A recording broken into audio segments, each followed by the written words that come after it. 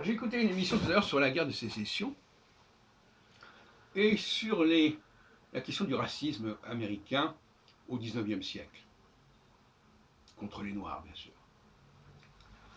Et ça m'a fait penser, toute proportion gardée, à ce qui s'est passé avec la question du foyer juif en Palestine.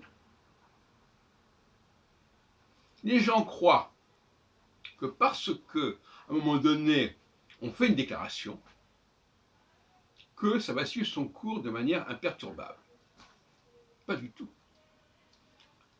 De la même façon que la déclaration Balfour et même le mandat attribué à la Palestine vont très rapidement être lettre morte, vont très rapidement faire long feu, et que la situation va apparaître comme ingérable très rapidement, eh bien, certaines personnes, j'en ai parlé hier d'ailleurs dans une autre vidéo, se sont imaginées qu'au moment où il y a eu quelque chose qui a été déclenché et déclaré, ça avait suivi son cours imperturbablement. Eh bien, c'est faux. Eh bien, là aussi, c'est pareil. Quelques années à peine, 5 ou 6 ans à peine, si je me souviens plus très bien, après euh, l'affranchissement des esclaves, eh bien, les puissances locales ont trouvé des moyens de contourner le problème en produisant des interdictions, des séparations de toutes sortes, qui ont hypothéqué et qui ont compromis pour quelque temps les acquis de cette fameuse déclaration dont le président Lincoln était le tenant. Comme quoi, voyez-vous, il ne faut pas avoir une vision naïve des choses, et il ne faut pas croire que parce que quand on a gagné une bataille, on a gagné la guerre.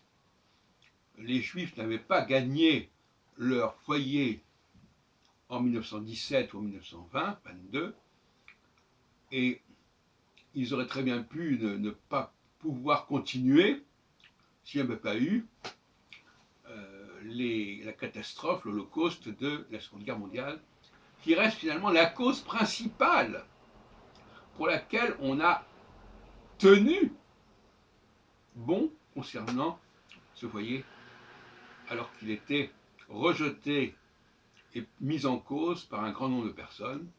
Les Britanniques qui en 1938, quand on leur a proposé de recueillir des Juifs allemands, ils ont refusé. En tout cas, ils ont proposé des conditions qui étaient extrêmement restrictives.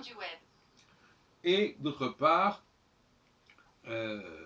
les Arabes qui éventuellement aussi se sont aperçus que la cohabitation avec les Juifs sur place était de plus en plus pénible. L'erreur des Nations Unies, c'est de ne pas avoir tiré les leçons de la situation et d'avoir insisté, d'avoir pesé pour que l'Assemblée générale, parce que il y a quand même eu des pressions à l'Assemblée générale, pour que cette Palestine soit divisée en deux, etc., etc., etc., pour qu'il y ait au moins une partie pour les Juifs. Bon, donc, on ne peut pas dire que ce soit génial comme solution. Bon, maintenant, évidemment, après, on pourrait dire, mais oui, mais après, il y a eu la guerre de 6 jours qui a fait que... Donc, il y a des rebondissements dans un sens, puis dans un autre, etc., qui sont assez complexes.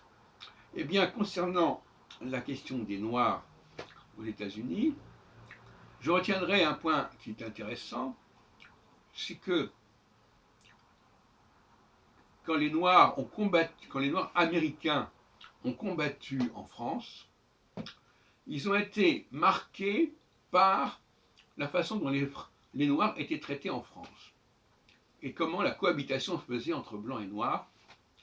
Et au retour de la guerre en France, ça a joué dans leur mentalité et dans leur comportement.